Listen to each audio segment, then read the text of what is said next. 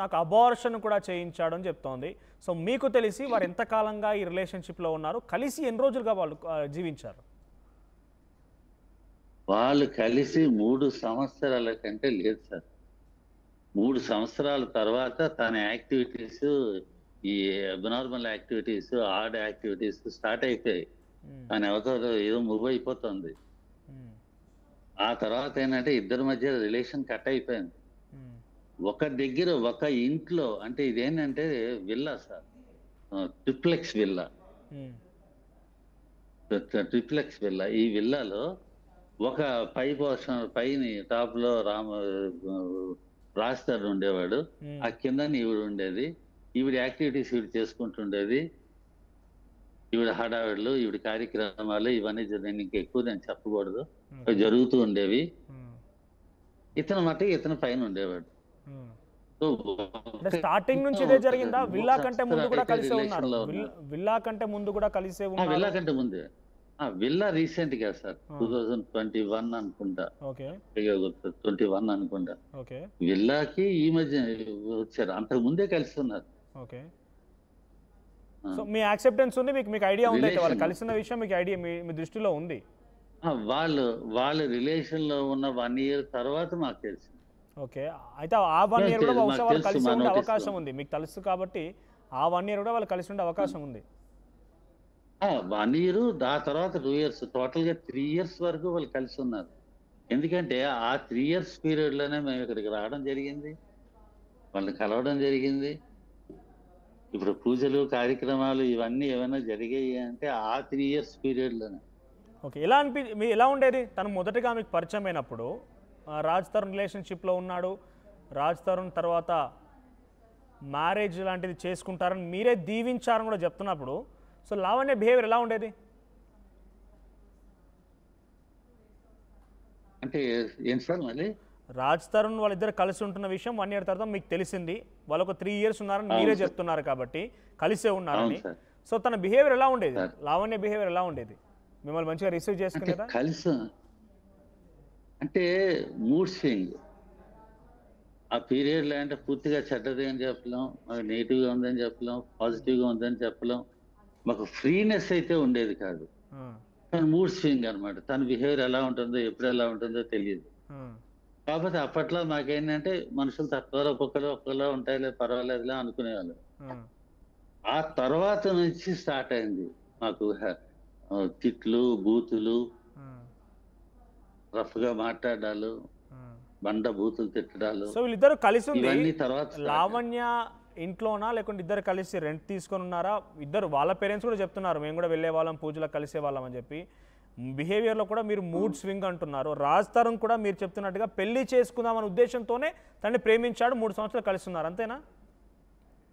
3 సంవత్సరాలు కలిసున్నారు. ఆ టైంలో వాడు పెళ్లి చేసుకుందాం అనే ఆలోచన రాజస్థాన్‌కి ఉండేది. ఆ! బయటికి తనకి ప్రామిస్ చేయలేదు కానీ, హ్మ్. తనకి బయటికి నేను చేసుకుంటానని ప్రామిస్ చేయలేదు హ్మ్. ఎప్పుడు. హ్మ్. కానీ తన మనసులో ఆలోచన ఉండేది. హ్మ్. మాకు కూడా చేసుకుంటే బావుంటది. పోనీ ఐదు కలిసున్నారు కదా! చేసుకుంటే బెటరు అన్న హ్మ్. ఆలోచనలో మేము ఉండేవాళ్ళం. హ్మ్. రాజస్థాన్ ఎప్పుడు ప్రామిస్ మాత్రం చేయలేదు సార్. ఇది కన్ఫర్మ్. తనకి నేను పెళ్లి 3 చేసుకుంటాను ఇయర్స్‌గా కలిసి ఉంటున్నాడు. అని చెప్పలేదు. ప్రామిస్ చేయాల్సిన పని లేదు. అంటే ఇంటెన్షన్‌తో ఉన్నారు కాబట్టి కలిసి ఉన్నారు. అక్కడ స్పెషల్‌గా ప్రామిస్ యెస్. చేయడం లాంటిదంటూ ఏమి ఉండకపోవచ్చు. సరే ఆ 3 ఇయర్స్‌లో లేదు. మీకు తన బిహేవియర్‌లో ఏం చేంజ్ కనిపించింది? స్టార్టింగ్‌లో ఉన్నప్పుడు కానివ్వండి, ఇలా కానివ్వండి. ముఖ్యంగా మీ అబ్బాయి అప్పుడప్పుడు ఇండస్ట్రీకి వస్తున్నాడు. చాలా కష్టపడి వచ్చాడు మీరు చెప్తున్న ఆ! ప్రకారంగా. హి ఈజ్ ఇన్‌స్పిరేషన్ టు ఆ! Many of the people. అంటే ఎవరు కొత్తగా రావాలనుకున్న వారికి చాలా ఇన్‌స్పిరేషన్ కూడా. రాజ్ తరుణ్ అనే వ్యక్తి is not a joke. So sir. అటువంటి వ్యక్తి సార్. అప్పుడే కెరీర్ స్టార్టింగ్‌లో ఇటువంటి ఒక అమ్మాయితో రిలేషన్‌షిప్పు, మీరు పెళ్లి అంటూ దీవించడము, తెలియని ఒక అమ్మాయికి ఇంట్లోకి వెళ్లి పూజలు చేయడము, ఎప్పుడు తప్పు అనిపించలేదా? అది రాజ్ తరుణ్‌కే కానివ్వండి, మీకే కానివ్వండి? అంటే వన్స్ వాళ్ళు డెసిషన్ తీసుకున్నారు. తీసుకున్న తర్వాత మాకు తెలిసింది. హ్మ్. ఇప్పుడు మేము వెళ్లి వద్దు, పనికిరాదు అని విడదీయలేం కదా! హ్మ్. ముందే మాకు తెలుసుంటే మేము సజెస్ట్ చేసి ఉండొచ్చు. వద్దమ్మా ఎందుకు ఇలాంటివన్నీ అని. హ్మ్. ఆల్రెడీ డెసిషన్ తీసుకున్నారు. రిలేషన్‌లో కలిసి ఉంటున్నారు. హ్మ్.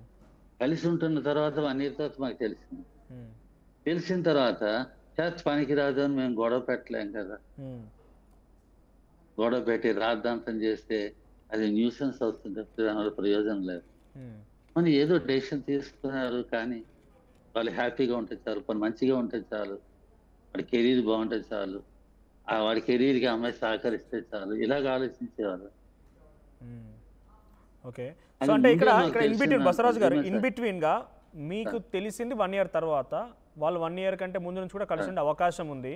సో 3 ఇయర్స్ మీకు తెలిసినప్పటి నుంచి కలిసే ఉన్నారు, మీరు పూజలు పురస్కారాలకు వెళ్ళేది అంతా బాగానే ఉండేది. మేము విడదీయలేము కాబట్టి విడదీయలేకపోయాం.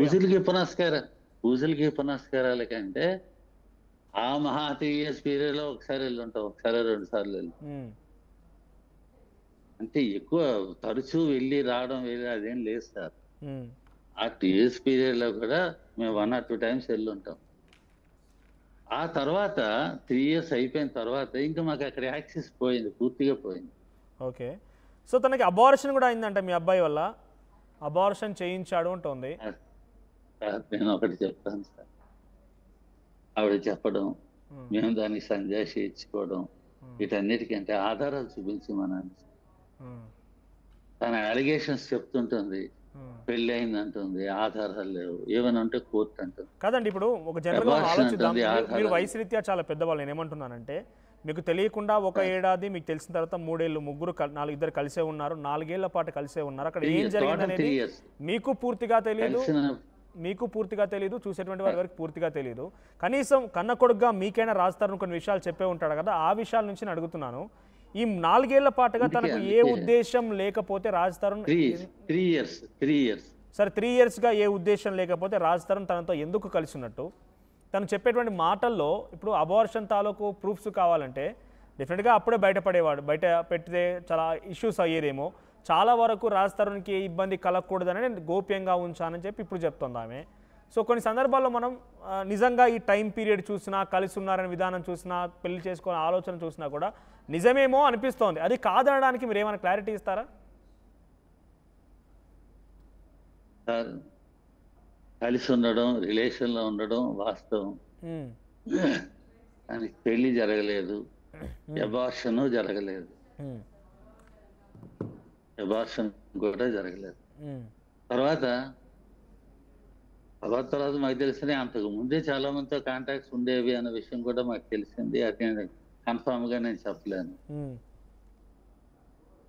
అది సో ఇప్పటిదాకా వచ్చినాక అబార్షన్ మాత్రం ఇంకా జరగలేదు. ఏం కాంటాక్ట్స్ ఏంటి, ఎవరితో కాంటాక్ట్లో ఉండేది లావణ్య? చాలా మంది కాంటాక్ట్స్ ఉండేవి అంటే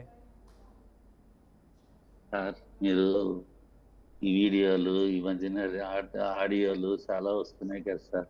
నాకు పర్సన్స్, వ్యక్తులు నాకు పరిచయం లేకపోవచ్చు, నాకు అవగాహన లేకపోవచ్చు, కానీ కాంటాక్ట్స్, లీగల్ కాంటాక్ట్స్ కానీ అదర్ పర్సన్స్ తో కాంటాక్ట్స్ కానీ ఉండడం వాస్తవం. అది వీడియోల్లోని, ఈ ఆడియోల్లోనే తెలుస్తుంది. ప్రపంచంలో ఏ మూల ఏ క్షణం ఏం జరుగుతుందో వేగంగా తెలుసుకోవడానికి తొలి వెలుగు వాట్సాప్ ఛానల్ని ఫాలో చేయండి.